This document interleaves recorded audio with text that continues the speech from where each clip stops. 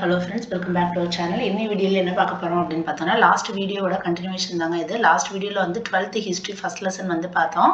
அதுல வந்து 1.3 வரைக்கும் நான் சொல்லியிருந்திருப்பேன். அதுக்கு அப்புறம் இப்போ 1.4 ல இருந்து இது பார்க்கலாம். இப்போ இந்த வீடியோ இப்போ நான் எடுக்கிற வீடியோஸ் எல்லாமே வந்து ஒரு பிகினர்ஸ்க்கான வீடியோங்கற மாதிரி தான். எல்லாரும் சேர்ந்து படிக்கலாம். ரொம்ப பொறுமையா நிறுத்தி நிதானமா நல்லா புரிஞ்சு அண்டர்ஸ்டாண்ட் பண்ணி பண்ணலாம் அப்படிங்கிற மாதிரி இருக்கிறதுனால தான் நான் ரொம்ப ஸ்லோவா போயிட்டு இருக்கேன்.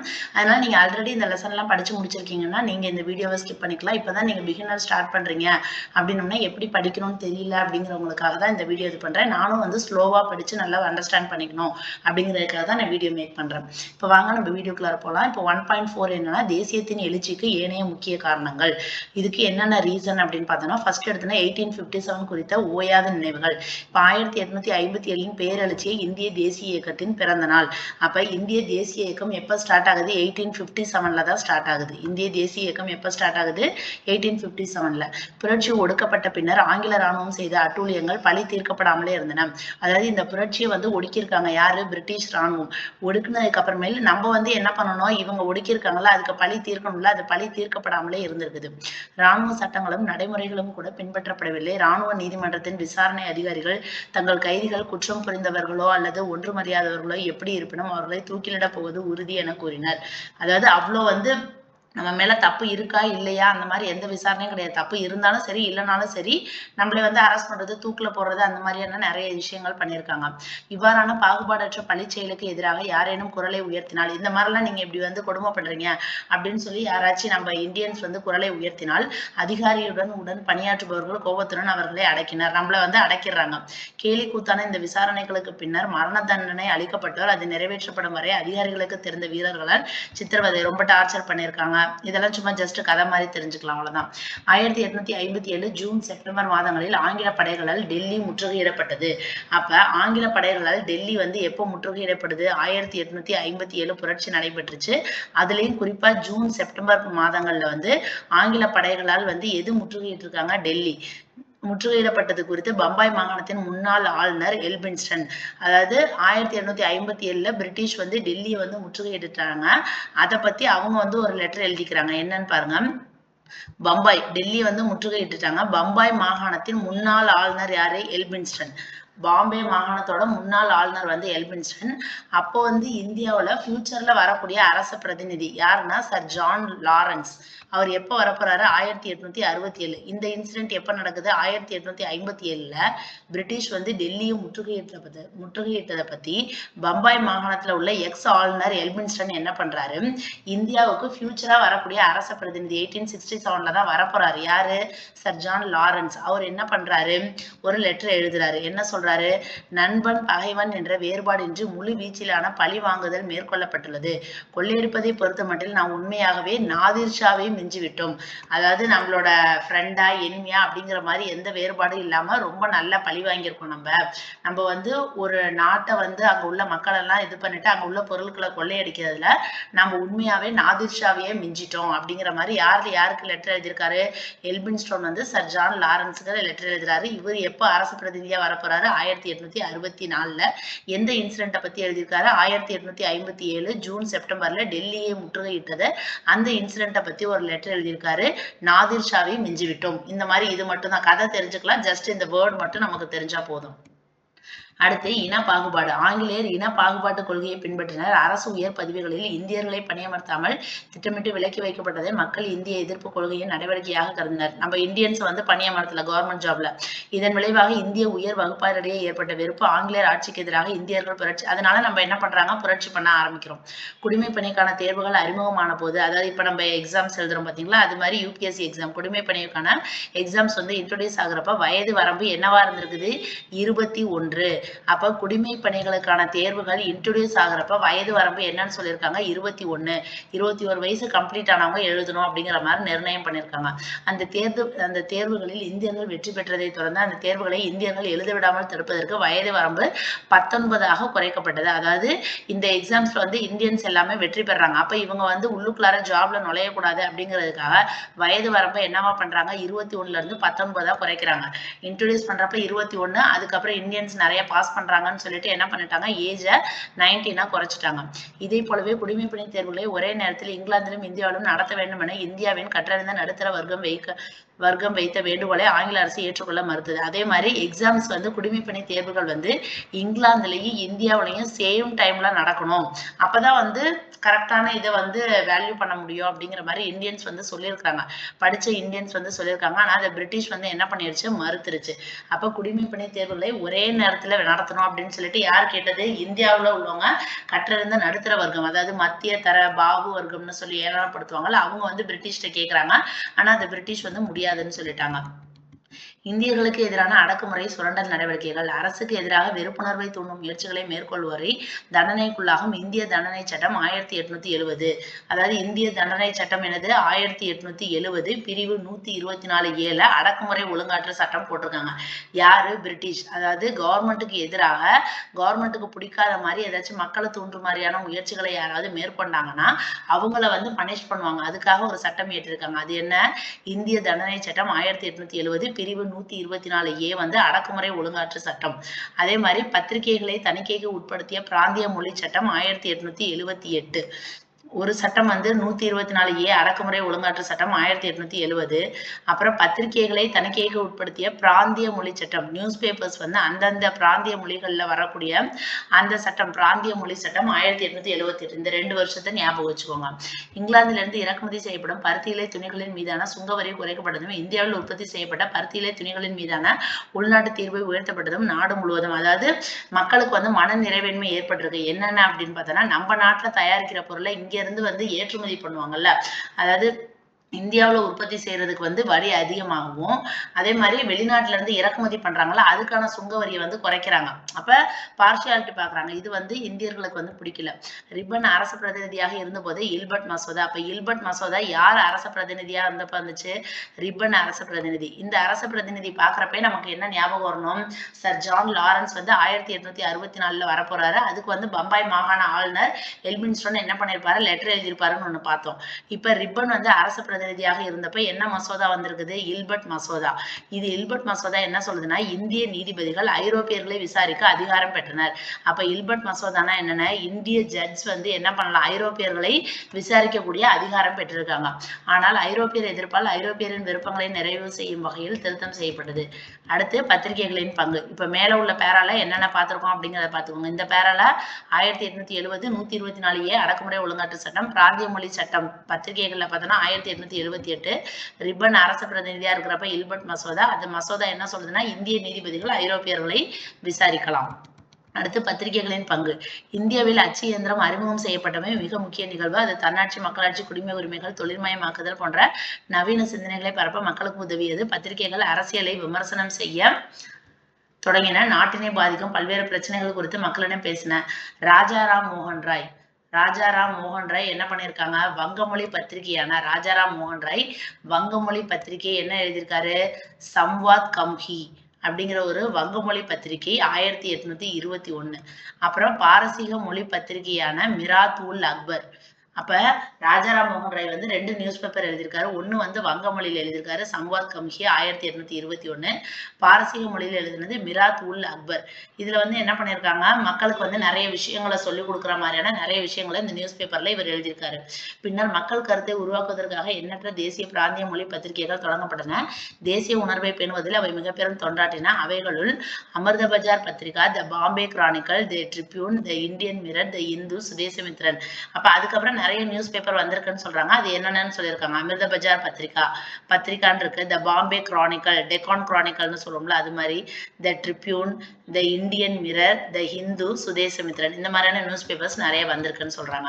அடுத்து இந்தியாவின் பழம்பெருமையை வழங்குதல். William Jones, Charles Wilkins, Max Muller போன்ற கீழ்திசைவாதிகள் ஆய்வுகளை மேற்கொண்டு அரபிய, பாரசீக, சமஸ்கிருத மொழிகளிலிருந்து மத வரலாற்று இலக்கிய நூல்களை ஆங்கிலத்தில் மொழிபெயர்த்து அனைவருக்கும் கிடைக்க செய்தனர். அப்ப இலக்கிய நூல்கள் எல்லாம் இங்கிலீஷ்ல வந்து டிரான்ஸ்லேட் பண்ணி எல்லாத்துக்கும் கிடைக்கிற மாதிரி பண்ணவங்க யாரு? 3 பேரு. William Jones, Charles Wilkins, Max Muller. Marx முல்லர்னு படிச்சிருப்போம்ல, அதுதான் William Jones, Charles Wilkins, Max Muller. இவங்கெல்லாம் யாரு? கீழ்திசைவாதிகள். இவங்க என்ன பண்ணியிருக்காங்க? அராபிய, பாரசீக, சமஸ்கிருத இந்த 3 லாங்குவேஜ்ல உள்ள மத வரலாற்று இலக்கிய நூல்கள் இலக்கிய நூல்களை எதுல டிரான்ஸ்லேட் பண்ணியிருக்காங்க, இங்கிலீஷ்ல டிரான்ஸ்லேட் பண்ணி எல்லாத்துக்கும் கிடைக்கிற மாதிரி பண்ணியிருக்காங்க. இந்தியாவின் மரபு புலமை ஆகியவற்றின் செழுமையால் கவரப்பட்ட பல தொடக்கவாத தேசியவாதிகள் இந்தியாவின் பண்டைய பெருமையை மீட்டெடுக்க ஆர்வத்துடன் வேண்டினர். தேசியத்தின் குறிக்கோளானது இந்திய சிந்தனையை, இந்திய குணநலன்களை, இந்திய உணர்வுகளை, இந்திய ஆற்றலை, இந்தியாவின் உன்னதத்தை மீட்டெடுப்பது, மேலும் உலகை தடுமாறச் செய்யும் பிரச்சனைகளை இந்திய மனப்பாங்குடன் இந்திய நிலைப்பாட்டிலிருந்து தீர்த்து வைப்பதாகும் என்று அரவிந்த் கோஷ் எழுதினார். அப்ப அரவிந்த் கோஷ் வந்து இந்த மாதிரி ஒரு கூற்று கொடுத்து இது யார் எழுதுனாங்க அப்படின்னு சொல்லி கேட்பாங்க. நான் இது எப்படி வந்து நான் ஷார்ட்கட் மாதிரி நான் ஞாபகம் வச்சுட்டேன்னா, அதாவது தேசியத்தோட எய்ம் என்ன அப்படின்னு பார்த்தோம்னா எல்லாமே இந்தியன் வரும் பாருங்களேன். இந்திய இந்திய இந்திய இந்திய இந்திய இந்திய இந்த மாதிரி எல்லாமே இந்திய அப்படின்னு வந்துச்சுன்னா அது வந்து அரவிந்த் கோஷ் எழுதுனது அப்படின்னு ஞாபகம் வச்சுக்கோங்க. உங்களால இது ஃபுல்லா படிச்சு புரிஞ்சுக்க முடியும் அப்படின்னம்னாலும் படிச்சுக்கோங்க. நமக்கு ஏன்னா எக்ஸாம் பாயிண்ட் ஆஃப் வியூ போனோம்னா அதை பார்த்தோன்னா டக்குன்னு அடிக்கணும். அதுக்காக தான் நான் சொல்றது. தேசியத்தோட எய்ம் என்னன்னு சொல்லிட்டு ஃபுல்லாவே இந்திய அப்படின்னு சொன்னாங்கன்னா அது யார் எழுதியிருக்கிறது? அரவிந்த் கோஷ். அடுத்து இந்தியாவில் சங்கங்கள் உருவாகுதல். ஃபர்ஸ்ட் சங்கம் என்ன உருவாயிருக்குது? சென்னை வாசிகள் சங்கம், மெட்ராஸ் நேட்டிவ் அசோசியேஷன், MNA. இது எப்ப ஆரம்பிச்சிருக்காங்க? 1852 பிப்ரவரி 26. 1852 பிப்ரவரி 26ல சென்னை வாசிகள் சங்கம் MNA அப்படிங்கிறத உருவாக்கியிருக்காங்க. இது என்னன்னா மக்களை எல்லாத்தையும் ஒன்னா சேர்த்து, கிழக்கிந்திய கம்பெனி இருக்கு பாத்தீங்களா, கம்பெனிக்கு எதிராக நம்மளோட குறைகள் என்னென்ன இருக்கோ அதை எல்லாத்தையும் எடுத்துரைக்கிறதுக்காக மேற்கொள்ளப்பட்ட முதல் முயற்சிகள்ல இதுவும் ஒண்ணு. இதுல யாரெல்லாம் இருந்தாங்கன்னா சென்னை மாகாணத்தை சேர்ந்த நில உடைமை வணிக வர்க்கத்தினர். இதுல முக்கியமா யார் இருந்தாங்கன்னா இந்த பிசினஸ் பீப்புள் இருக்காங்களா, அது எல்லாமே சென்னை மாகாணத்தை சேர்ந்தவர்கள். பிசினஸ் பீப்புள் தான் இதுல வந்து இருந்திருக்காங்க. வணிகத்தினர் அமைப்பு. கம்பெனியின் நிர்வாகத்தில் வருவாய், கல்வி, நீதி ஆகிய துறைகளில் தங்களுக்குள்ள குறைபாடுகள். அப்ப வணிகர்களுக்கு பிசினஸ் பண்றவங்களுக்கு என்னென்ன ப்ராப்ளம்ஸ் இருக்கோ, கம்பெனி என்னென்ன டார்ச்சர் பண்ணுதோ அதை எல்லாத்தையும் எடுத்து சொல்லியிருக்காங்க. சென்னையில மிக முக்கிய வணிகர் யாருன்னா கஜுலா லட்சுமி நரசு. இவர் வந்து ஒரு வணிகர், ஒரு பிசினஸ் ஆளு. இவர் தான் வந்து இங்க இந்த போட்டோல இருக்காங்களா இவர் தான் இந்த அமைப்பு உருவாகுவதற்கு உந்து சக்தியாக இருந்தவர். அப்ப MNA உருவாகுவதற்கு முக்கியமாக இருந்தவர் யாரு? கஜுலா லட்சுமி நரசு. இவர் யாரு? சென்னையில உள்ள வணிகர்.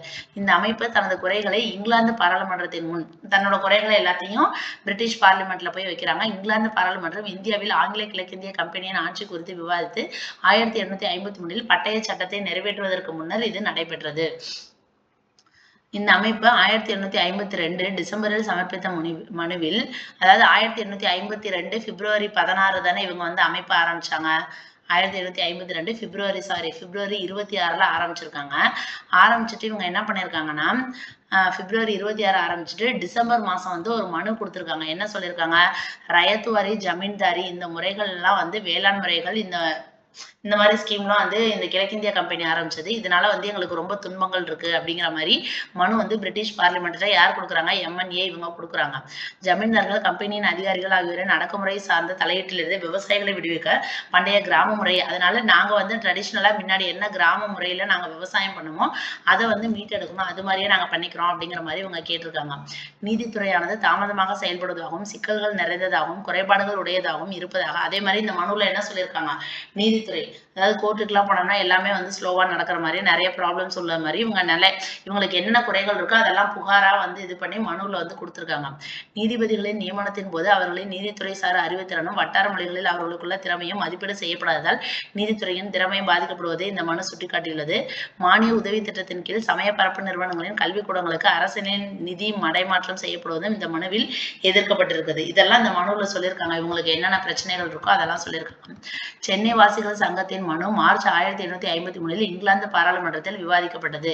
இவங்க எப்ப கொடுத்தாங்க? 1852 டிசம்பர்ல மனு கொடுக்குறாங்க. அதை மார்ச் அதுக்கு அடுத்த வருஷம் மார்ச் 1853 அதை வந்து விவாதம் பண்றாங்க. இந்திய சீர்திருத்த கழகத்தின் தலைவர், இந்தியாவை சீர்திருத்தம் பண்றதுக்கான ஒரு கழகத்தோட தலைவர் யாரு? HT செய்மூர். அவர் என்ன பண்றாரு? அக்டோபர் மாசம் 1853 எங்க வராரு? சென்னைக்கு வராரு. மனு எப்போ விசாரிக்கிறாங்க? மார்ச் 1853. இந்திய சீர்திருத்த கழக தலைவர் HT செய்மூர் எப்போ வராரு? அக்டோபர் 1853 சென்னை வராரு.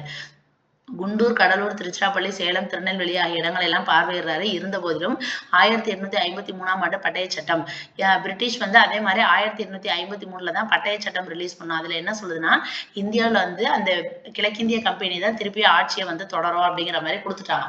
அப்ப இந்த மெட்ராஸ் நேட்டிவ் அசோசியேஷன் கொடுத்த மனுவை வந்து அவங்க எதுவுமே கண்டுக்கவே இல்லை. அகைன் இவங்களே தான் கம்பெனியை தான் ரூல் பண்ணும் இந்தியாவை அப்படிங்கிற மாதிரி இந்த பட்டய சட்டத்துல சொல்லிட்டாங்க. இதனால இந்த அமைப்பு இந்தியாவில் உள்ள ஆங்கிலேயருக்கு சொந்தமான பகுதிகள், மகாராணி மகாராணியாரின் நேரடி கட்டுப்பாட்டிற்கு மாற்றப்பட வேண்டும் என. அப்ப இவங்க எல்லாம் என்ன சொல்றாங்க, எங்களுக்கு கம்பெனி ஆட்சி வேணாம், இந்தியாவில் உள்ளது எல்லாமே அந்த ஆங்கிலேயருக்கு சொந்தமான பகுதிகள் எல்லாமே இங்கிலாந்து பிரிட்டன் ராணி இருக்காங்களா மகாராணி அவங்களோட கட்டுப்பாட்டுக்கு கீழே வேணும் அப்படிங்கிற மாதிரி இவங்க எல்லாம் போராட்டம் பண்றாங்க. இந்த அமைப்பு இந்தியாவில் கம்பெனியின் ஆட்சி ஒழிக்கப்பட வேண்டும் என்ற கோரிக்கையை கொண்ட 14,000. அப்ப எம்என்ஏவோட முக்கியமான கோரிக்கை என்னன்னு பார்த்தீங்கன்னா, இந்தியாவில் கம்பெனியின் ஆட்சி வந்து ஒழிக்கணும் அப்படிங்கிறதுக்காக 14,000 பேர்கிட்ட வந்து கையெழுத்து வாங்கி அது 2வது மனுவை வந்து பிரிட்டிஷ் பார்லிமெண்ட்ல கொடுக்குறாங்க. ஃபர்ஸ்ட் மனு வந்து அவங்களுக்கு என்னென்ன பிரச்சனைகள் இருந்துச்சு அதெல்லாம் சொன்னாங்க. 2வது மனு எங்களுக்கு கம்பெனி ஆட்சியே வேணாம் அப்படின்னு சொல்லிட்டு 14,000 பேர் சைன் பண்ணி ஒரு மனுவை வந்து திருப்பி கொடுக்குறாங்க. இந்த அமைப்பின் ஆயுள் காலம் வந்து குறைவானது. 1866 52ல ஆரம்பிச்சு 1866ல அந்த மெட்ராஸ் நேட்டிவ் அசோசியேஷன் ஆரம்பிச்சவர் யாரு, கஜ்லுல் லட்சுமி நரசு. அவர் வந்து 1866ல இறந்துடுறாரு. அதுக்கப்புறம் 1881ல இந்த அமைப்பு ஃபுல்லாவே இல்லாமல் போயிருச்சு. சீர்திருத்தங்கள் இன்றளவில் இந்த அமைப்பு பெருமளவில் சாதனைகள் செய்யாவிட்டாலும் இது இந்தியரின் கருத்தினை வெளியே சொல்ல மேற்கொள்ளப்பட்ட ஒருங்கிணைந்த முயற்சியின் இதுதான் ஸ்டார்டிங். தனது வாழ்நாளில் இந்த அமைப்பு சென்னை மாகாண எல்லைக்குள்ளாக மட்டுமே செயல்பட்டது. இது வந்து ஒன்லி எதை மட்டும்தான் ஃபோக்கஸ் பண்ணியிருக்காங்க, சென்னையை மட்டும்தான் ஃபோக்கஸ் பண்ணியிருக்காங்க. இந்த அமைப்பு தனது மனுக்கள் மூலம் சுட்டிக்காட்டிய குறைபாடுகளும் நடத்திய போராட்டங்களும் செல்வந்தரின் குறிப்பாக சென்னை மாகாண நில உடைமையாளர்களின் எண்ணத்தின்படி நடந்தவையாகும். குறைபாடு யாதெனில் சமூகத்தின் அனைத்து பிரிவினரையும், இது வந்து சொசைட்டில உள்ள எல்லா பிரிவினரையும் வந்து ரெப்ரசன்ட் பண்ணல. ஓகேங்களா, ஒன்லி வந்து அவங்க என்ன பண்ணிட்டாங்கன்னா அதாவது ஒன்லி அவங்களுக்கு என்ன பிரச்சனை, வணிகர்களுக்கு பிசினஸ் ஆளுகளுக்கு என்ன பிரச்சனையோ அதை மட்டும் சொன்னதுனாலதான் இது வந்து ஃபெயிலியர் ஆனுச்சு.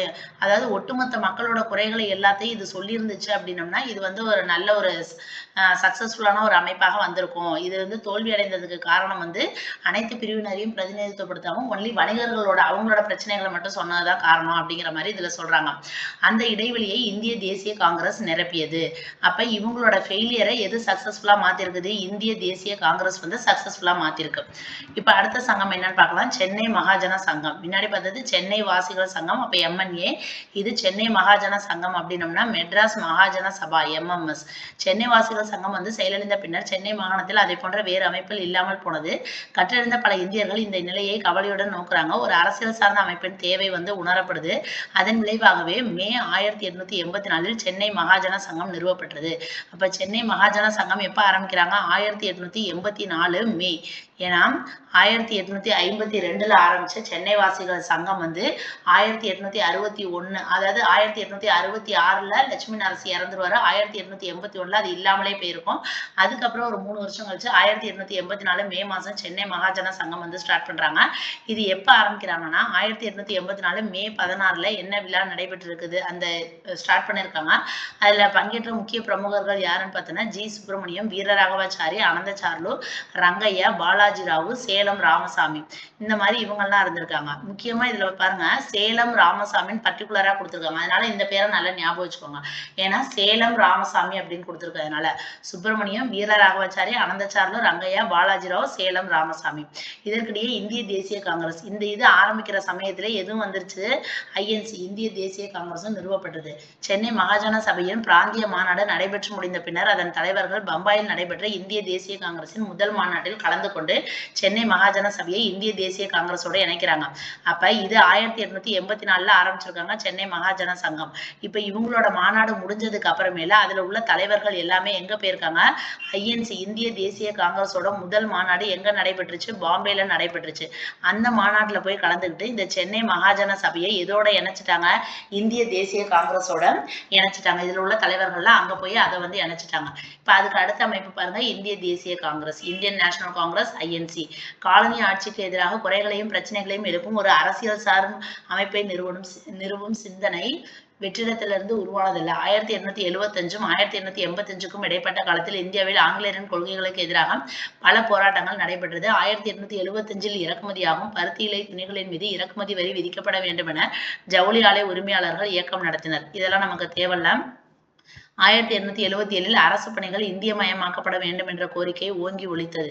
அதாவது 75 to 85 தான் வந்து நிறைய போராட்டங்கள் நடைபெற்றுச்சுங்கிறாங்க. அதாவது 85ல ஐஎன்சி உருவானுச்சு. அதுக்கு முன்னாடி 10 வருஷத்துக்கு முன்னாடியே போராட்டம் வந்திருக்குது. 75 to 85 பல போராட்டங்கள். 75ல என்ன பண்ணியிருக்காங்க, நீங்க பிரிட்டன்ல இருந்து, அதாவது இங்கிலாந்துல இருந்து பருத்தியை வந்து இறக்குமதி பண்றீங்க, அதுக்கு வந்து நீங்க என்ன பண்ணணும், வரி வந்து விதிங்க, அப்பதான் இந்தியர்களுக்கு வந்து நமக்கு இன்கம் வரும்ல, அதனால வரி விதிக்கணும் அப்படின்னு சொல்றாங்க 75ல. 77ல என்ன சொல்றாங்கன்னா, அரசு பணிகள், கவர்மெண்ட் பணிகள் எல்லாமே நீங்களே தான் இருக்கிறீங்க, அதை எல்லாருமே இந்தியர்கள் இருக்கிற மாதிரியான இந்திய மயமாக்கப்படணும் அப்படின்னு சொல்லி ஒரு கோரிக்கை வைக்கிறாங்க. 1878ஆம் ஆண்டு வட்டார மொழி பத்திரிகை சட்டத்திற்கு எதிராக, அதாவது 1878ல வட்டார மொழி, அந்தந்த ஊருக்குன்னு சொல்லி ஒரு வட்டார மொழி லாங்குவேஜ் இருக்கும்ல, அந்த லாங்குவேஜ்ல தான் வந்து பத்திரிகை ரிலீஸ் ஆகணும் அப்படிங்கிற மாதிரி நிறைய போராட்டம் பண்ணியிருக்காங்க. இல்பர்ட் மசோதா, ஏற்கனவே இல்பர்ட் மசோதா நம்ம பார்த்தோமா, இல்பர்ட் மசோதானா என்னது, இந்திய நீதிபதிகள் வந்து என்ன பண்ணிருப்பாங்க, ஐரோப்பியர்களை வந்து விசாரிக்கலாம் அப்படின்னு சொல்லி வந்திருக்கோம். இல்பர்ட் மசோதா யார் அரசு பிரதிநிதியா இருந்திருப்பாங்க, ரிப்பன் அரசு பிரதிநிதியா இருந்திருப்பார். இதுக்கு முன்னாடி நம்ம படிச்சதான் நான் ரீகால் பண்றேன். இப்ப இல்பர்ட் மசோதாவிற்கு ஆதரவாக 1883ல கிளர்ச்சி வந்து நடைபெற்றிருக்கு. வரிசையா பாருங்க, 75 to 85ல நிறைய போராட்டங்கள். 75 வந்து வரி விதிக்கணும், 77 வந்து அரசு பணிகள் இந்திய மயமாக்கப்படணும், 78 வந்து வட்டார மொழி பத்திரிகை சட்டம், 83ல வந்து இல்பர்ட் மசோதாவுக்கு கிளர்ச்சிகள் நடைபெற்றுச்சு.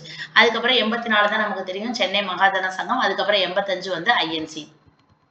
ஆனால் இந்த போராட்டங்களும் கிளர்ச்சிகளும் ஒருங்கிணைக்கப்படாமல் அங்கொன்றும் இங்கொன்றுமாக நடைபெற்றன. தேசிய அளவிலான ஒரு அரசியல் சார் அமைப்பு உருவாக்கப்படாத நிலையில் இத்தகைய போராட்டங்கள் கொள்கைகளை வடிவமைப்பவர் மீது தாக்கத்தை ஏற்படுத்தாது என்பது ஆழமாக உணரப்பட்டது. இந்த உணர்தலில் இருந்து உதயமானது இந்திய தேசிய காங்கிரஸ். அதாவது இந்த மாதிரியான போராட்டங்கள் எல்லாம் நடைபெறுது, அது எல்லாமே அங்க ஒண்ணு இங்க ஒண்ணா இருக்குது, அது எல்லாத்தையும் சேர்த்து கோர்வையா ஒரு அமைப்புல கொண்டு வந்து இதுதான் நம்மளோட கொள்கைகள், இதுதான் நம்மளோட கொள்கை பிடிப்பு அப்படிங்கிற மாதிரி கொண்டு வரணும் அப்படின்னு சொல்லி உதயமானதுதான் எது, இந்திய தேசிய காங்கிரஸ். இந்தியா ஒரே நாடு என்னும் கருத்து அந்த அமைப்பின் பெயரில் பிரதிபலித்தது. அப்ப இந்தியா வந்து ஒரே நாடு அப்படிங்கிற கருத்து வந்து எந்த அமைப்புல பிரதிபலிக்குது, இந்திய தேசிய காங்கிரஸ். ஏன்னா அந்த பெயரே எப்படி இருக்குது, இந்திய தேசிய அப்படின்னு சொல்லி இருக்குது. அப்ப இந்தியா ஒரே நாடு அப்படிங்கிற கருத்து வந்து இங்க வந்துருச்சு. இந்த அமைப்பு தேசியவாதம் என்னும் கருத்தையும் அறிமுகம் செய்தது. இந்த அமைப்பு வந்து இந்தியா ஒரே நாடு அப்படிங்கிற கருத்தையும் சொல்லுது, தேசியவாதம் அப்படிங்கிற கருத்தையும் இதுதான் வந்து இன்ட்ரோடியூஸ் பண்ணுது. எது, ஐஎன்சி. ஆலன் ஆக்டோவியன் ஹியூம் என்னும் பணி நிறைவு பெற்ற இந்திய குடிமை பணி அதிகாரி டிசம்பர் 1884 சென்னையில் பிரம்மஞான சபை கூட்டம் ஒன்றிற்கு தலைமையேற்றிருந்திருக்காரு. அதாவது ஆலன் ஆக்டோவியன் ஹியூம் அப்படிங்கிறவர் யாரு, ஒரு ரிட்டையர்டு பணி நிறைவு பெற்ற இந்திய குடிமை பணி அப்படின்னு பார்த்தோம்னா ஐசிஎஸ் அதிகாரி. இவர் என்ன பண்றாருன்னா, டிசம்பர் மாசம் 1884ல சென்னையில பிரம்மஞான சபை வந்து கூட்டம் கூடுறாங்க, அதுக்கு வந்து தலைமை தாங்குறாரு. இந்த கூட்டத்தில் அகில இந்திய அளவில் செயல்படும் ஒரு அரசியல் அமைப்பு உருவாக்குவது தொடர்பாக விவாதம் பண்றாங்க.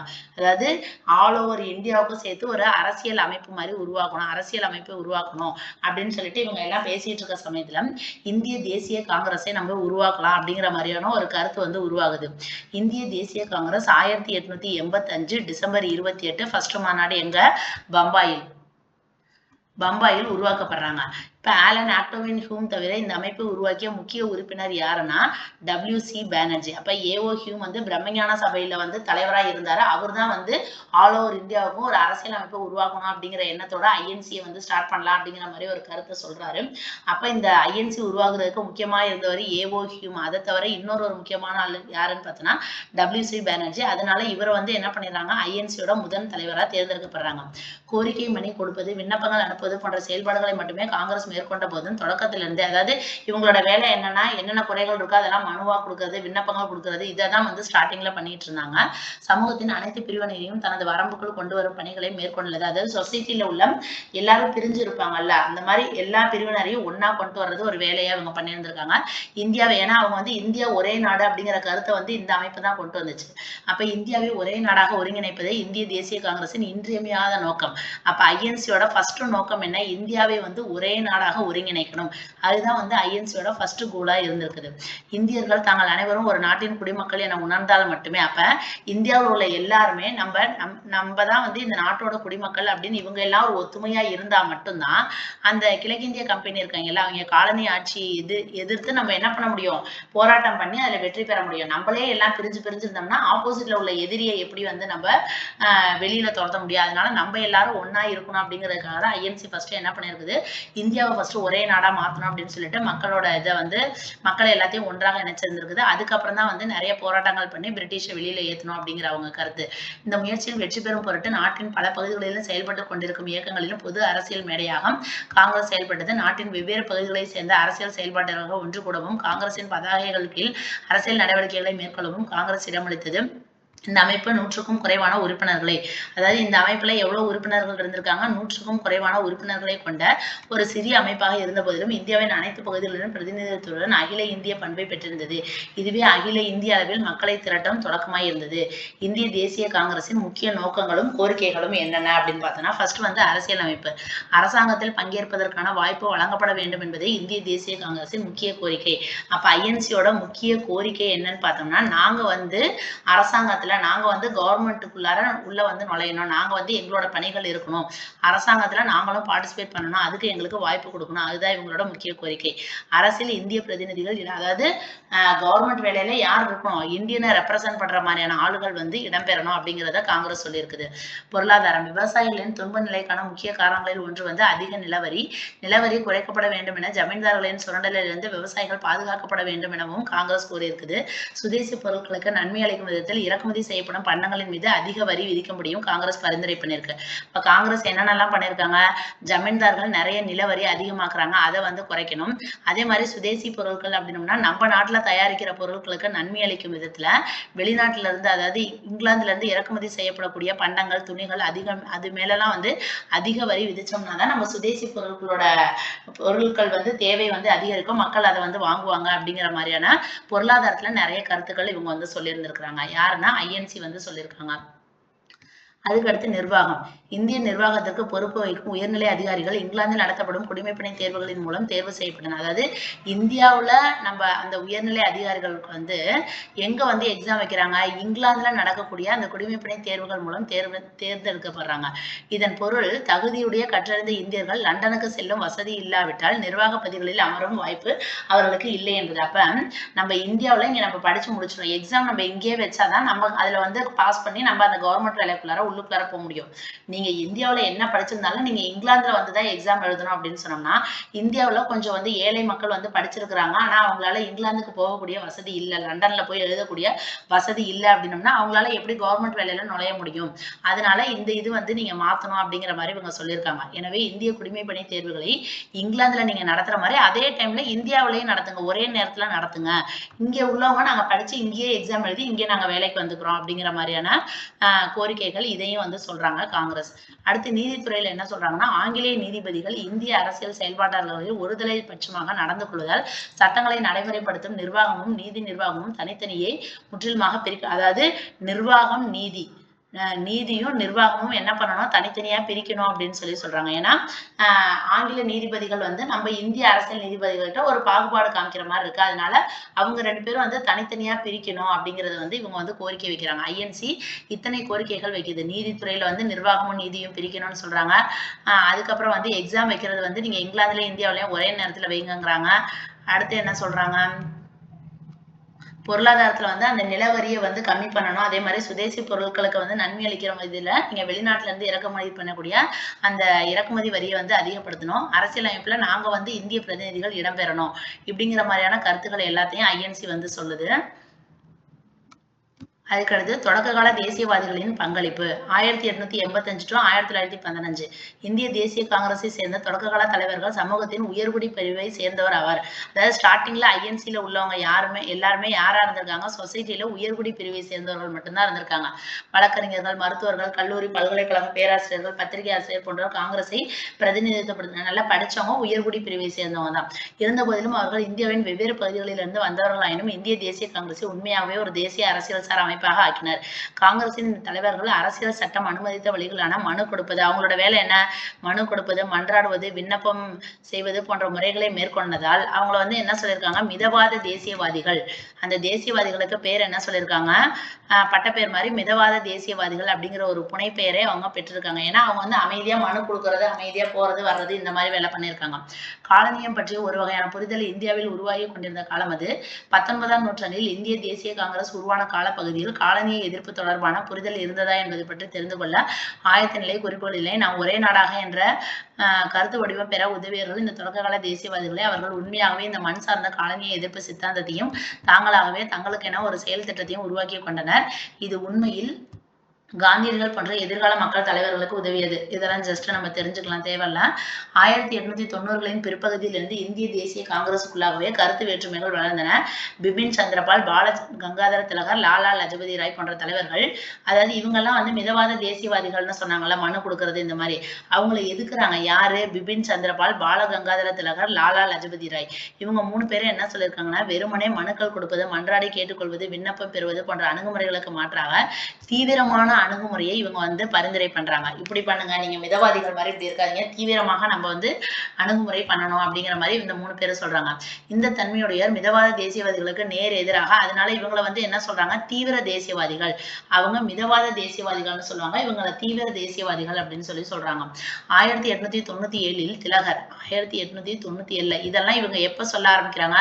1890க்கு அப்புறம் தான் வந்து இவங்க இதெல்லாம் சொல்றாங்க. 1885 ஐஎன்சி ஆரம்பிச்சு ஒரு 5 வருஷம் மட்டும் இவங்க மனு கொடுக்கறது இந்த வேலையெல்லாம் பண்ணிட்டு இருக்காங்க. 1890க்கு அப்புறம் இவங்க மனு கொடுத்தாலும் பிரிட்டிஷ் எதுவும் கண்டுக்கிறது இல்ல, கம்பெனி எதுவும் கண்டுக்கிறது இல்லைன்னு சொல்லிட்டு அதுல உள்ள ஒரு 3 பேர் என்ன சொல்றாங்க, நீங்க இந்த மாதிரி மனு கொடுக்கறத விட்டுட்டு ஒரு தீவிரமான அணுகுமுறையை பரிந்துரை பண்றாங்க அந்த 3 பேரும்.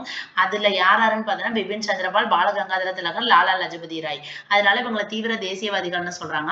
இதுல திலகர் வந்து 1897 என்ன சொல்றாருன்னா, சுயராஜ்யம் அப்படிங்கிறது எனது பிறப்புரிமை, அதை நான் அடைந்தே தீருவேன். இதுதான் இவரோட முக்கியமான கூற்று. சுயராஜ்யம் எனது பிறப்புரிமை, அதை நான் அடைந்தே தீர்வேன் அப்படின்னு முழங்கிய போது அவர்களின் நோக்கம் தெளிவாக தெரிந்தது. தங்களது மனுக்கள், பிரார்த்தனைகள் மூலமாக மிதவாத தேசியவாதிகள் கேட்டுக்கொண்டிருந்த பொருளாதார அல்லது நிர்வாக சீர்திருத்தங்களுக்கு பதிலாக திலகரும் தீவிர போக்குடைய அவருடைய தொண்டர்களும் சுயராஜ்யத்தை கோர்றாங்க. அப்ப திலகர் வந்து சுயராஜ்யத்தை பத்தி ஒரு கருத்து சொல்லியிருக்காரு. அவர்கள் ஒருவரை ஒருவர் விமர்சித்துக் கொண்டாலும் அவர்களை எதிரெதிர் துருவங்களில் வைத்து பார்ப்பது தவறு. அதாவது உள்ளுக்குள்ளாரே அவங்க மிதவாத தீவிரவாதின்னு 2 பேரும் பிரிஞ்சிருந்து அவங்கவுங்க எதிரெதிர் கருத்தா இருந்தாலும் அவங்கள வந்து நம்ம எதிரெதிர் துருவங்கள்ல வச்சு பார்க்க முடியாது. ஏன்னு கேட்டோம்னா 2 பேருமே என்ன பண்ணியிருக்காங்க, இந்திய தேசியவாதிகளின் இயக்கத்துல ஒரு முக்கிய கூறு, இந்தியாவுக்கு வந்து விடுதலை கிடைக்கணும், நம்ம அதுல வந்து பார்ட்டிசிபேட் பண்ணணும் அப்படிங்கிற மாதிரியான உள்ள கருத்து உள்ளவங்க தான். அதனால அவங்க 2 பேர்த்தையும் வேற எதிரெதிர் துருவங்கள்ல வச்சு பார்க்க முடியாதுங்கிறாங்க. உண்மையில் சுதேசி இயக்கம் தோன்றுவதற்கு பங்களிப்பு செய்தவர்கள் அவர்களே ஆவார்கள். யாருன்னு பார்த்தீங்கன்னா, இந்த இந்திய தேசிய இயக்கத்தின் முக்கிய கூறுகளாக இருந்த இவங்க 2 பேருமே வந்து சுதேசி இயக்கம் தோன்றதுக்கு வந்து முக்கியமான பங்களித்தவர்கள். அடுத்த பாடத்துல வந்து அதை பத்தி படிப்போம்னு சொல்லியிருக்காங்க. 1905 ஆங்கிலேயர்களால் மேற்கொள்ளப்பட்டுள்ள வங்க பிரிவினை. அப்ப 1905 என்ன ஏற்பட்டுச்சு? வங்க பிரிவினை. அது பிரிட்டிஷால ஏற்படுத்தப்பட்டது. 1905 தொடங்கப்பட்ட அதே வங்க பிரிவினை சமயத்திலே 1905 வந்து என்னாச்சு? சுதேசி இயக்கம் ஆங்கிலேய ஆட்சியை நேரடியாக வந்து எதிர்த்ததோடு சுதேசி தொழில்கள், தேசிய கல்வி, சுய உதவி, இந்திய மொழிகளை பயன்படுத்துதல் ஆகிய கருத்துக்களை ஊக்குவித்த தீவிர தேசியவாதிகள் முன்வைத்த பெருமளவிலான மக்களை திரட்டுவது, ஆங்கில பொருட்களையும் நிறுவனங்களையும் புறக்கணிப்பது ஆகிய போராட்ட முறைகள் மிதவாத தேசியவாதிகளாலும் ஏற்றுக்கொள்ளப்பட்டது. அப்ப சுதேசி இயக்கம் அப்படிங்கிறது எதுக்காக வந்துச்சு? 1905 வங்க பிரிவினை வந்ததுனால சுதேசி இயக்கம் வந்து அந்த தீவிர தேசியவாதிகள் அவங்க வந்து ஆரம்பிக்கிறாங்க. அவங்க என்ன சொல்றாங்க? சுதேசி தொழில்கள் நம்ம நாட்டிலே உருவாக்கப்பட்ட அந்த இதை தொழில்களை பண்ணணும், தேசிய கல்வியா இருக்கணும், சுய உதவி நம்மளே எல்லாம் இது பண்ணணும், இந்திய மொழிகளை ஊக்குவிக்கணும் அப்படிங்கிற மாதிரி இது எல்லாமே தீவிர தேசியவாதிகள் சொல்றாங்க. அந்த கருத்துக்களை யாரும் ஃபாலோ பண்றாங்க? மிதவாத தேசியவாதிகளும் ஃபாலோ பண்றாங்க. இதன் மூலம் நம்ம வந்து பிரிட்டிஷ் பொருட்களை, அவங்களோட நிறுவனங்கள் இது எல்லாத்தையும் நம்ம புறக்கணிக்கணும், நம்ம தயாரிச்ச பொருட்களை மட்டும்தான் யூஸ் பண்ணணும் அப்படிங்கிறது தான் சுதேசி இயக்கம். மிதவாத தேசியவாதிகள், தீவிர தேசியவாதிகள் ஆகிய இரு தரப்பினரும் அவர்கள் வழிகாட்டிகளாக பொறுப்பு வைத்து அந்த பொறுப்புகளை நிறைவேற்ற வேண்டிய தேவையுள்ளது என்னும் உண்மையை ஏற்றுக்கொள்வதில் ஒரே கருத்தையே கொண்டிருந்தாங்க. பத்திரிகைகள் முதலான பல்வேறு வழிகளில் தேசிய உணர்வை புகட்டும் முயற்சிகளை அவர்கள் மேற்கொண்டனர். 1885 இந்திய தேசிய காங்கிரஸ் உருவாக்கப்பட்ட போது அதன் உறுப்பினர்களில் இந்திய தேசிய காங்கிரஸ் எப்போ உருவானுச்சு? 1885 டிசம்பர் 28 பம்பாயில ஃபர்ஸ்ட் மாநாடு. WC பானர்ஜி ஃபர்ஸ்ட் தலைவர். அதுக்கு முன்னாடி இது ஆரம்பிக்கிறதுக்கு மெயின் ரீசனா உள்ளவர் யாரு? Alan ஆக்டோவன் Hume. அவர் வந்து ICSல வந்து ரிட்டையர்டு அதிகாரி. ஓகேங்களா? இவர் வந்து 1885 இந்திய தேசிய காங்கிரஸ் உருவாக்கப்பட்டது. அதோட உறுப்பினர்கள்ல 3 1 பகுதி, ஓகேங்களா, 3 1 பகுதியினர் யாரா இருந்திருக்கிறாங்க? பத்திரிகையாளரா இருந்திருக்காங்க. நம்ம முன்னாடி என்ன பார்த்தோம்? மேக்சிமம் எல்லாமே உயர்குடி வகுப்பை சேர்ந்தவங்களாக இருந்திருக்காங்க. அதுல 3 1 பங்கு யாரா இருந்திருக்காங்க? பத்திரிகையாளரா இருந்திருக்கிறாங்க. தொடக்க கால விடுதலை இயக்கத்தின் வல்லமை மிக்க தலைவர்களில் பெரும்பாலோர் பத்திரிகைகளில் எழுதுவதில் ஈடுபட்டிருந்தனர். தாதாபாய் நவ்ரோஜி இந்தியாவின் தாதாபாய் நௌரோஜியும் நியூஸ் பேப்பர் எழுதுறவர் தான். அவர் யாருன்னா இந்தியாவின் குரல், வாய்ஸ் ஆஃப் இந்தியா, ராஸ்து கோஃப்தார் அப்படிங்கிற 2 பத்திரிகைகளை தொடங்கி அவற்றின் ஆசிரியராகவும் பணியாற்றியிருக்கார். அப்புறம் சுரேந்திரநாத் பானர்ஜி அப்படிங்கிறவர் வந்து பெங்காலி அப்படிங்கிற செய்தி பத்திரிகையின், பெங்காலி அப்படிங்கிறதோட செய்தி பத்திரிகையின் ஆசிரியராக இருந்திருக்காரு. யாருன்னு பார்த்தோம்னா சுரேந்திரநாத் பானர்ஜி. சுரேந்திரநாத் பானர்ஜி என்ன பண்ணியிருக்காங்கன்னா பெங்காலி அப்படிங்கிற நியூஸ் பேப்பரோட ஆசிரியராக இருந்திருக்காரு. அதுக்கடுத்து பாலகங்காதர திலகர், இவர் வந்து கேசரி மராட்டா இந்த பத்திரிகைகளோட ஆசிரியராக இருந்திருக்காரு. இந்த வழிமுறைகளை பயன்படுத்தி அவர்கள் காலனி அடக்குமுறை குறித்து மக்களுக்கு கற்பித்து தேசிய கருத்துக்களையும் பரப்பினர். இந்திய தேசிய காங்கிரஸ் மேற்கொண்ட முயற்சிகள் பற்றிய செய்திகளை இந்த பத்திரிகைகளே மக்களுக்கு, அதாவது மக்களுக்கு வந்து இந்திய தேசிய காங்கிரஸ் என்னென்ன வேலை பண்ணிட்டு இருக்குது அப்படிங்கிற கருத்துக்களை எல்லாத்தையும் இந்த நியூஸ் பேப்பர் மூலியமாக இந்த தலைவர்கள் வந்து அதெல்லாம் வந்து மக்களுக்கு எடுத்துரைக்கிறாங்க. இந்திய வரலாற்றில் முதல் முறையாக காலனி அரசின் அடக்குமுறை கொள்கைகளுக்கும் சட்டங்களுக்கும் எதிராக பொதுமக்கள் கருத்தை உருவாக்குவதில் பத்திரிகைகள் பெரிய அளவில் பயன்படுத்தப்பட்டன. தேசிய இயக்கத்தில் மத்தியதர வகுப்பினர்னா யாரு? கற்றறிந்த இந்தியர்கள், அவங்கதான் மத்தியதர வகுப்பினரும் விவசாயிகளும் கைவினைஞர்களும் தொழிலாளர்களும் மிக முக்கியமான பங்கினை வகிக்க முடியும் என பாலகங்காதர திலகர், ஏற்கனவே வந்து நம்ம திலகர் தான் என்ன சொன்னோம், சுயராஜ்யத்தை பத்தி சொன்னாரு. அதே மாதிரி பாலகங்காதர திலகர் இன்னொன்னு என்ன சொல்லியிருக்காரு, இந்த ஐஎன்சிங்கிற தேசிய இயக்கத்துல படிச்சவங்களும் இருக்கலாம், விவசாயிகள், கைவினைஞர்கள், தொழிலாளர்கள் எல்லாருமே வந்து ஒரு இம்பார்ட்டன்ட் பங்கு வகிக்க முடியும் அப்படிங்கிறத யார் உறுதியா நம்பியிருக்காரு? பாலகங்காதர திலகர். காலனி அரசின் அடக்குமுறை ஆட்சிக்கு எதிராக இந்த மக்கள் பிரிவினரிடையே மன நிறைவின்மையை பரப்புவதற்கு அவர் பத்திரிகைகளை பயன்படுத்தியிருக்காரு. இந்தியாவில் ஆங்கிலேயரின் ஏகாதிபத்திய ஆட்சிக்கு எதிராக நாடு தழுவிய எதிர்ப்புக்கு, இந்தியாவில் வந்து பிரிட்டிஷோட அந்த கொடுங்கோல் ஆட்சிக்கு எதிராக நாடு தழுவிய, நாடு ஃபுல்லா பிரிட்டிஷுக்கு எதிர்ப்பு தெரிவிக்கணும் அப்படிங்கிற மாதிரி இவர் தான் அழைப்பு விடுத்திருக்காரு. யாரு? பாலகங்காதர திலகர். அதன் மூலம் இவர் வந்து கைது பண்றாங்க. எப்ப? 1897 ஜூலை 27 திலகர் கைது செய்யப்படுறாரு. பிரிட்டிஷ் எந்த தண்டனை சட்டம் போட்டுச்சு? இந்திய தண்டனை சட்டம் பிரிவு 124A அடக்குமுறை ஒழுங்காற்று சட்டம்னு ஒரு சட்டம் போட்டிருந்தோம்ல, அந்த சட்டத்தின்படி கைது செய்யப்பட்டவர் யாரு? திலகர். எந்த வருஷம்? 1897 ஜூலை 27. எதுக்காக கைது செய்யப்படுறாரு? ஆங்கிலேயரை எதிர்த்து எல்லாரும் நாடு தழுவிய போராட்டத்துக்கு எல்லாரும் வாங்கன்னு சொல்லி இவர் வந்து குரல் கொடுக்குறாரு. அதனால பிரிட்டிஷ் வந்து இவர் வந்து கைது பண்ணிட்டாங்க. திலகர் காங்கிரஸில் தீவிர தேசியவாதிகள். திலகர் வந்து எந்த பிரிவை சேர்ந்தவர்? தீவிர தேசியவாதிகள். ஏற்கனவே பார்த்தோம், நம்ம 3 பேர் பார்த்தோம். திலகர், லாலா லஜபதி ராய், பிபின் சந்திரபால், அதுல ஒருத்தர் தான் திலகர். இவர் வந்து தீவிர தேசியவாதி.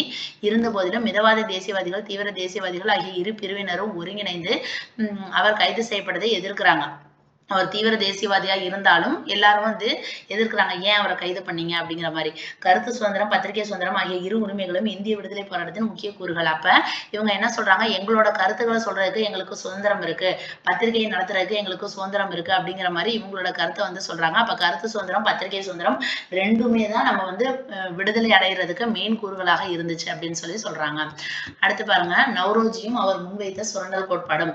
இந்திய தேசியத்தின் முதுபெரும் மனிதர் என்று அறியப்படுபவர் யாருன்னு பார்த்தோன்னா தாதாபாய் நௌரோஜி. இந்திய தேசியத்தின் முதுபெரும் மனிதர், வயசான தாத்தா மாதிரி இருக்காரு, அதனால முதுபெரும் மனிதர் அப்படின்னு சொல்லிட்டு தாதாபாய் நௌரோஜி தொடக்க கால தேசிய இயக்கத்தின் முக்கிய தலைவர்கள். இவர் வந்து இம்பார்ட்டன்ட் தலைவர்ல இவரும் ஒருத்தர். 1870களில் பம்பாய் மாநகராட்சி கழகத்திற்கும், இவர் வந்து எங்கெல்லாம் செலக்ட் பண்ணப்பட்டிருக்காங்கன்னா 1870ல பம்பாய் மாநகராட்சி கழகத்திற்கும், பம்பாயில உள்ள மாநகராட்சி கழகத்துக்கு செலக்ட் ஆயிருக்காரு. அதுக்கப்புறம் பம்பாயிலேயே நகர சபைக்கும் தேர்ந்தெடுக்கப்பட்டிருக்காரு. 1870ல பம்பாயில மாநகராட்சி கழகத்துக்கு, நகர சபை ரெண்டுத்துக்கும் செலக்ட் பண்ணப்பட்டிருக்காரு. அப்புறம் 1892ல இங்கிலாந்து பார்லிமெண்ட் இருக்கு, ஓகேங்களா, இங்கிலாந்து பாராளுமன்றத்திற்கு தேர்ந்தெடுக்கப்பட்ட நிலையில் 1892ல இங்கிலாந்து பார்லிமெண்ட்டுக்கே இவர் செலக்ட் ஆயிருக்காரு. அந்த மாதிரி செலக்ட் ஆன சமயத்துல லண்டன்ல தானே இருக்கு, அப்ப லண்டன்ல போய் என்ன பண்றாரு, ஒரு சங்கம் ஆரம்பிக்கிறாரு. இந்திய சங்கம் அப்படிங்கறத ஆரம்பிக்கிறாரு. 1865 கிழக்கிந்திய கழகம் 1866 என்னும் அமைப்புகளை உருவாக்கினார். இந்த இடத்துல பாருங்களேன், இது வந்து 1892ல தான் இங்கிலாந்து பாராளுமன்றத்திற்கு தேர்ந்தெடுக்கப்பட்டிருக்காரு. ஆனா அவர் ஆரம்பிச்ச அந்த வருஷத்தை பாருங்களேன், இந்திய சங்கம் 1865ன்னு கொடுத்திருக்காங்க. இது என்னன்னு புரியல, பார்லிமெண்ட்ல செலக்ட் பண்றதுக்கு முன்னாடியே இந்த அமைப்பெல்லாம் அங்க ஆரம்பிச்சுட்டாங்களா என்னன்னு தெரியல, பார்க்கலாம். லண்டனில் இந்திய சங்கம் 1865, கிழக்கிந்திய கழகம் 1866. இந்திய சங்கம்னா 65, கிழக்கிந்திய கழகம்னா 66. இதை லண்டன்ல ஆரம்பிச்சிருக்காரு யாரு? தாதாபாய் நௌரோஜி. அவர் 3 முறை இந்திய தேசிய காங்கிரசின் தலைவராக இருந்திருக்காரு. அப்ப இந்த முதுபெரும் மனிதர் வந்து 3 முறை ஐஎன்சியோட தலைவராகவும் இருந்திருக்காரு. அவர் எழுதிய இந்தியாவில் வறுமையும் அவர் வந்து ஒரு புக் எழுதியிருக்காரு. என்னன்னா, இந்தியாவில் வறுமையாக இருக்குது, பிரிட்டிஷ் தன்மையற்ற ஆட்சி. இந்தியாவில் வறுமை இருக்குது, வறுமையும் பிரிட்டிஷ் தன்மையற்ற ஆட்சியும், poverty and un-British rule in India 1901. எந்த வருஷம்? 1901 இந்த புத்தகம் வந்து எழுதியிருக்காரு. இதுதான் வந்து இந்திய விடுதலை போராட்டத்தில் அவர் செய்த முக்கிய பங்களிப்பு. இந்த நூல்ல அவர் எந்த கோட்பாடை பத்தி சொல்லியிருக்காரு? செல்வ சுரண்டல். தாதாபாய் நௌரோஜினால என்ன வந்துடணும்? செல்வ சுரண்டல் கோட்பாடு. அந்த கோட்பாடு எந்த புக்ல எழுதியிருக்காரு? இந்தியாவில் வறுமையும் பிரிட்டிஷ் தன்மையற்ற ஆட்சியும் 1901 எழுதின இந்த புத்தகத்துல எழுதியிருக்காரு. எந்த நாடாக இருந்தாலும் வசூலிக்கப்பட்ட வரியை அந்த நாட்டு மக்களின் நல்வாழ்விற்காக, அதாவது எந்த நாடாக இருந்தாலும் மக்கள்கிட்ட வந்து வரி வசூலிக்கிறோம் அப்படின்னோம்னா அந்த பணத்தை திருப்பி யாருக்கே செலவழிக்கணும்? மக்களோட நல்வாழ்வுக்காகவே செலவழிக்கணும் அப்படிங்கிற மாதிரி இவர் சொல்றாரு. ஆனால் பிரிட்டிஷ் இந்தியாவில் ஆங்கிலேயர் வசூலிக்கும் வரி இங்கிலாந்து, ஆனா இங்க வந்து பிரிட்டிஷ் வந்து இந்தியாவில் வந்து வரி வசூலிக்கிறாங்கல்ல, அந்த வரி எல்லாத்தையும் எங்க எடுத்துட்டு போறாங்களாம்? இங்கிலாந்தோட நலனுக்காக, அதை டெவலப் பண்றதுக்கு தான் அவங்க யூஸ் பண்றாங்க அப்படிங்கிற மாதிரி இவர் சொல்றாரு. 1835 முதல் 1872 முடிய ஒவ்வொரு ஆண்டும் சராசரியாக 13 மில்லியன் பவுண்டுகள் மதிப்புடைய பொருட்கள் இங்கிலாந்திற்கு ஏற்றுமதி செய்யப்பட்டது. எப்ப?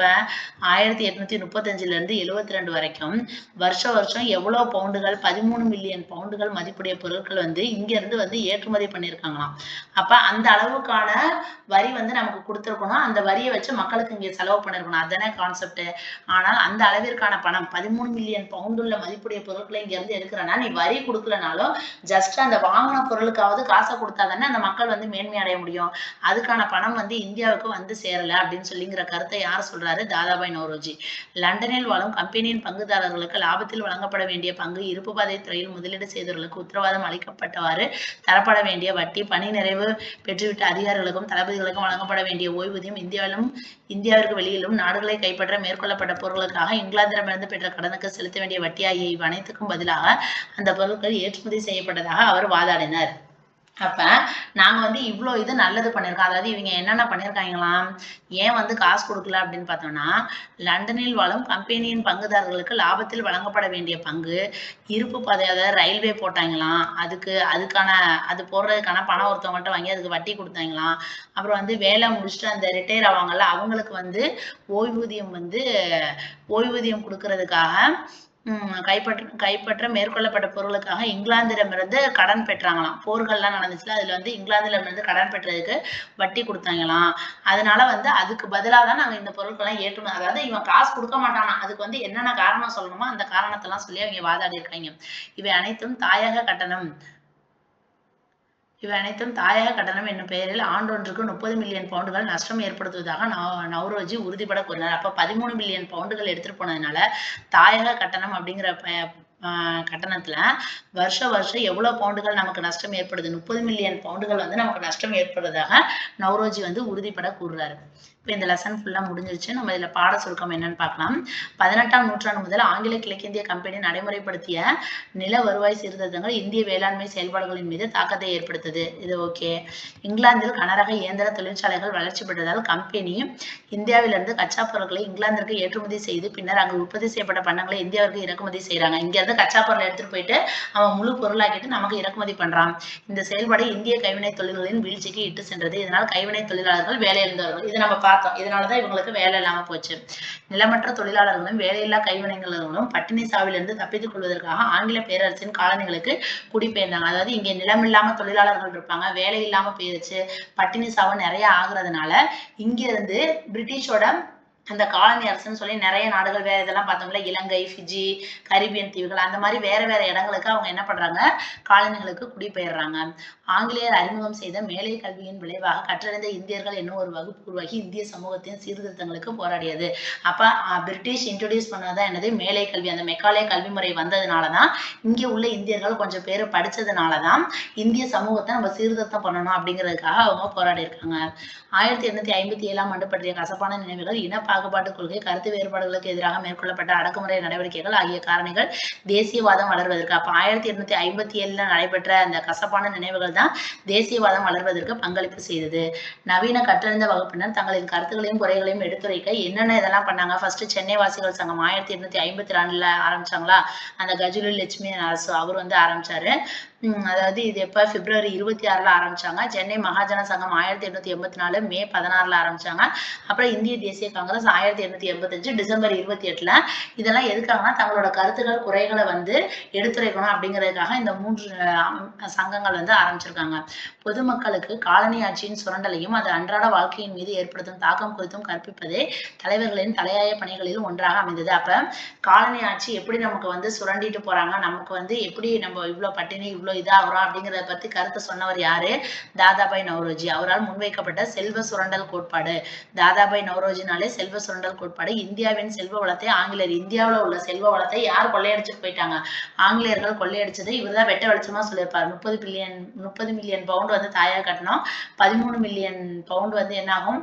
வருஷம் வருஷம் அவங்க வந்து எடுத்துட்டு போறாங்க அப்படிங்கிற மாதிரி இதுல வந்து சொல்லியிருப்பாங்க. ஓகே, இதுல அப்படியே வந்து நம்ம புக் பேக் ஆன்சர் பார்க்கலாம். இப்போ நம்ம படிச்சதை வச்சு இதை நம்ம வந்து இது பண்ணிடலாம். காந்தியடிகள் தென்னாப்பிரிக்காவிலிருந்து எந்த ஆண்டு இந்தியா திரும்பினாரு? 1915ல 1915ல இங்க வந்திருப்பாரு. இந்தியாவில் ஆங்கில கல்வி எந்த ஆண்டு அறிமுகப்படுத்தப்பட்டது? 1835ல அறிமுகப்படுத்தியிருப்பாங்க. அந்த மெக்காலே கல்வி முறை. அவங்க மாறுபட்ட ஒன்றை தேர்வு செய்க அப்படின்னு பார்த்தோன்னா இந்த William Jones, Charles Wilkins, marks Muller இவங்க 3 பேரும் என்ன பார்த்தோம்? அந்த இலக்கிய இலக்கிய வரலாறு இதெல்லாம் என்ன பண்ணியிருப்பாங்க? ஆங்கிலத்துல டிரான்ஸ்லேட் பண்ணி எல்லாத்துக்கும் கிடைக்கிற மாதிரி பண்ணியிருப்பாங்க. இந்த அரவிந்த் கோஷ் யாரு அப்படின்னு பார்த்தோன்னா தீவிர தேசியவாதி. நம்ம ஒரு இடத்துல பார்த்தோமா, இந்திய தேசியவாதம் அப்படிங்கிறது வந்து இந்திய இந்திய இந்திய அப்படின்னு சொல்லி எல்லாம் வந்துச்சுன்னா அது அரவிந்த் கோஷ். சுயராஜ்யம் எனது பிறப்புரிமை, அதை நான் அடைந்தே தீர்வேன் என கூறியவர் யாரு? பால கங்காதர திலகர். இவர் தானே சொல்லியிருப்பாரு, சுயராஜ்யத்தை பத்தி சொல்லியிருப்பாரு. பின்வருவனவற்றை பொருத்தி சரியான விடையை தேர்வு செய்க. இப்ப இதுல பாருங்க, பால கங்காதர திலகர் என்ன பண்ணாரு? இந்த இது கேசரி மராட்டா அப்படிங்கிற நியூஸ் பேப்பர் ஆரம்பிச்சிருப்பாரு. அப்ப ஃபர்ஸ்ட் ஒன் வந்து 3னா இங்க ஆப்ஷன் தான் இருக்கு. மீதி உள்ளது என்னன்னு பார்த்தலாம். தாதாபாய் நௌரோஜி என்னது? இந்தியாவின் குரல், ராஸ்து கோஃப்தார் அப்படிங்கிற 2 நியூஸ் பேப்பர். அப்புறம் மெக்காலே அப்படிங்கிறது வந்து இந்திய கல்வி குறித்த குறிப்புகள் அப்படின்னு சொல்லிட்டு 1835ல ஒரு புக் எழுதியிருப்பாரு. அப்புறம் வில்லியம் டிக்பை வந்து மெட்ராஸ் டைம்ஸ் நியூஸ் பேப்பரோட அந்த ஆசிரியர். நிறைய பேர் இறந்தாங்க அப்படின்னு சொல்லி கணக்கு சொல்லியிருப்பார்ல, ஸ்டார்டிங்ல பார்த்துப்போம் ப்ரீவியஸ் வீடியோல, அதுல இருக்கும். பின்வரும் எது ஒன்று சரியாக பொருந்தி உள்ளது அப்படின்னு பார்த்தோன்னா ஆங்கில கல்வி சட்டம் எப்ப? 1843 இல்ல 1835. அடிமை முறை ஒழிப்பு எப்ப? 1843. 59 தப்பு. சென்னை வாசிகள் சங்கம் 1852 பிப்ரவரி 26. இது கரெக்ட். இண்டிகோ கழகம் எப்ப? 1859 to 60. ஓகேங்களா? அப்படியே மாத்தி கொடுத்துருக்காங்க, அவ்வளவுதான். ஆங்கில கல்வி சட்டம் வந்து 1835, அடிமை முறை ஒழிப்பு 1843, இண்டிகோ கழகம் 1859. இந்த மாதிரி நல்லா கிளியரா புரிஞ்சு படிச்சிட்டோம் அப்படின்னோம்னா நம்ம வந்து மத்த இதுக்கெல்லாம் கூட கரெக்டான ஆன்சர்ஸ் வந்து இது பண்ணலாம். அவங்க கேட்டதுக்கு மட்டும் இல்லாம கேட்காததுக்கும் நம்மளால ஆன்சர் பண்ண முடியும். பின்வரும் அமைப்புகள் தொடங்கப்பட்ட சரியான கால வரிசையை தேர்வு செய்க அப்படின்னு சொல்லியிருக்காங்க. ஃபர்ஸ்ட் இந்த இது பார்க்கலாம். கிழக்கிந்திய கழகம் வந்து யார் ஆரம்பிச்சிருப்பா? தாதாபாய் நௌரோஜி வந்து ஆரம்பிச்சிருப்பாரு. எப்ப ஆரம்பிச்சிருப்பாரு? கிழக்கிந்திய கழகம் வந்து 1866ல ஆரம்பிச்சிருப்பாரு. இந்திய சங்கம் வந்து 1865ல ஆரம்பிச்சிருப்பாரு. சென்னை மகாஜன சங்கம் வந்து 1884. சென்னை வாசிகள் சங்கம் 1852. அப்ப 52 தான் ஃபர்ஸ்ட் வரணும். 3 தான் ஃபர்ஸ்ட் வரணும். 3 ஃபர்ஸ்ட் வந்துருச்சு. அதுக்கப்புறம் இந்திய சங்கம் வந்து 1865. இது 4வது. அதுக்கப்புறம் கிழக்கிந்திய கழகம் 1866. சென்னை மகாஜன சங்கம் 1884. ஓகேங்களா? இது நம்ம படிச்சதுனால நம்மளால ஈஸியா போட முடிஞ்சிருச்சு. அடுத்து இந்திய தேசிய காங்கிரஸை நிறுவியவர் யாரு? Alan ஆக்டோவின் Hume.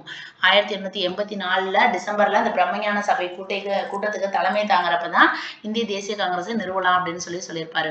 இந்திய தேசிய காங்கிரசின் முதல் தலைவர் யாரு? WC பானர்ஜி. டிசம்பர் 28ல ஆரம்பிச்சிருப்பாங்க. இந்தியாவின் முதுபெரும் மனிதர் யாரு? தாதாபாய் நௌரோஜி. இவர் தான் செல்வ சுரண்டல் கோட்பாடு அந்த கருத்தை பத்தி சொல்லியிருப்பாரு. இந்தியாவில் வறுமையும் பிரிட்டிஷ் தன்மையற்ற ஆட்சியும் அப்படிங்கிற நூலை எழுதினவர் யாரு? இந்தியாவின் முதுபெரும் மனிதரான தாதாபாய் நௌரோஜி. அடுத்து ஆங்கில அரசாங்கம் தடையற்ற வணிக கொள்கையை பின்பற்றியது. ஆமா, இது நம்ம பார்த்தோம், தடையற்ற வணிக கொள்கை. இங்கிலாந்தின் தடையற்ற வணிக கொள்கையினால் இந்தியா நன்மையை பெற்றது. இங்கிலாந்தின் தடையற்ற வணிக கொள்கையால் இந்தியா நன்மையை பெறவில்லையே. ஓகேங்களா? அவங்கதான் தடையற்ற வணிக முறை பண்ணதுனால அவங்களுக்கு தான் நன்மை வந்துச்சு, நமக்கு வந்து நன்மை இல்லை. அப்ப கூற்று சரி, காரணம் வந்து தவறு. அடுத்து ஒரிசா பஞ்சம் குறித்த பின்வரும் கூற்றுகளில் சரியானவை எழுது. 1866ஆம் ஆண்டு 1266 ஒரிசா பஞ்சம் அப்படின்னு சொல்லி நம்ம பார்த்தோம். மக்கள் ஒரிசாவில் பட்டினியால் இறந்தனர். பஞ்ச காலத்தில் 200 மில்லியன் பவுண்டு அரிசியை பிரிட்டனுக்கு ஆங்கில அரசு ஏற்றுமதி செய்தது. இது நான் சொன்னேன்னா 200 மில்லியன் பவுண்டு அரிசியை தான் ஏற்றுமதி பண்ணுவாங்க ஒரிசா பஞ்சத்தினப்ப. ஒரிசா பஞ்சமானது தாதாபாய் நவ்ரோஜியை இந்திய வறுமை குறித்து வாழ்நாள் ஆய்வை மேற்கொள்ள தூண்டியது. ஆமா, இதுக்கப்புறம் தான் அவர் இது பண்ணியிருப்பாரு. அப்ப இது மூலியமா இதோட ஆன்சர் இவை அனைத்தும். ஓகேங்களா? நம்ம மேல நம்ம இது நல்லா கிளியரா படிச்சதுனால நம்மளால இது நல்லா ஆன்சர் பண்ண முடிஞ்சிருந்திருக்குது. இங்க பாருங்க, இந்த இடத்துல கூட நம்ம பார்த்தோம் 1865 தான் இந்திய சங்கம், 1866 கிழக்கிந்திய கழகம். அதுதான் நமக்கு கேட்டிருந்தாங்க. இப்போ இந்த மாதிரி நல்லா நம்ம புரிஞ்சு படிச்சிட்டோம் அப்படின்னோம்னா நமக்கு எப்பொழுதுமே மறக்காது. அதே மாதிரி நீங்க படிக்கிறப்ப உங்க ஃப்ரெண்ட்ஸுக்கு யாருக்காவது சொல்லி கொடுத்துக்கிட்டே படிங்க. நல்லா வாய் விட்டு நல்லா சத்தமா படிங்க. அப்பதான் நல்லா மைண்ட்ல பதியும். இப்போ இந்த லெசனை நம்ம முடிக்கிறதுக்கு கிட்டத்தட்ட எவ்வளவு நேரம் ஆயிருக்குது, நல்லா பொறுமையா படிச்சிருக்கோம். ஃபர்ஸ்ட் ஒரு வீடியோ போட்டேன், அது ஒரு 40 மினிட்ஸ் இருந்திருக்கும், 50 மினிட்ஸ்னு வச்சுக்கோங்க. இது ஒரு 50 மினிட்ஸ் ஆயிருக்குது. அப்ப கிட்டத்தட்ட நமக்கு எவ்வளவு நேரம் ஆயிருந்திருக்குது, ஒரு 2 மணி, அதாவது 1.5 மணி நேரம் பக்கம் ஆயிருந்திருக்குது. இது 1.5 மணி நேரம் படிச்சதை நான் இப்போ நோட்ஸா ஒரு சின்ன ஒரே ஒரு பேஜ்ல எழுதி முடிச்சுட்டேன். அதை நான் அடுத்த வீடியோல காமிக்கிறேன். எவ்வளவு சீக்கிரமா அதை ஒரு 5 நிமிஷத்துல அதை படிச்சு முடிச்சிடலாம். அப்ப திருப்பி ரீகால் பண்றதுக்கு அந்த 5 மினிட்ஸே நமக்கு போதும். ஓகேங்களா? இப்ப இவ்வளவு நேரம் நான் இந்த வீடியோ எடுத்தது, இந்த லெசன் எடுத்தது உங்களுக்கு எல்லாத்துக்கும் நல்லா புரிஞ்சிருக்கும்னு நினைக்கிறேன். இது அடுத்த வீடியோல நான் எப்படி நோட்ஸ் மேக் பண்ணிருக்கேன், சிங்கிள் பேஜ்ல எப்படி முடிச்சேன், 5 மினிட்ஸ்ல நம்ம எப்படி இதை ரிவைஸ் பண்ணலாம் அப்படிங்கறத நான் அடுத்த வீடியோல உங்களுக்கு சொல்றேன் ஃப்ரெண்ட்ஸ். இதுக்கு அடுத்து அதை முடிச்சுட்டு நம்ம அதுக்கு அடுத்து ஹிஸ்டரியில செகண்ட் லெசனுக்கு போகலாம். இது மாதிரி ஹிஸ்டரியில உள்ள 9 லெசன்ஸை ஃபுல்லா கவர் பண்ணிடலாம்.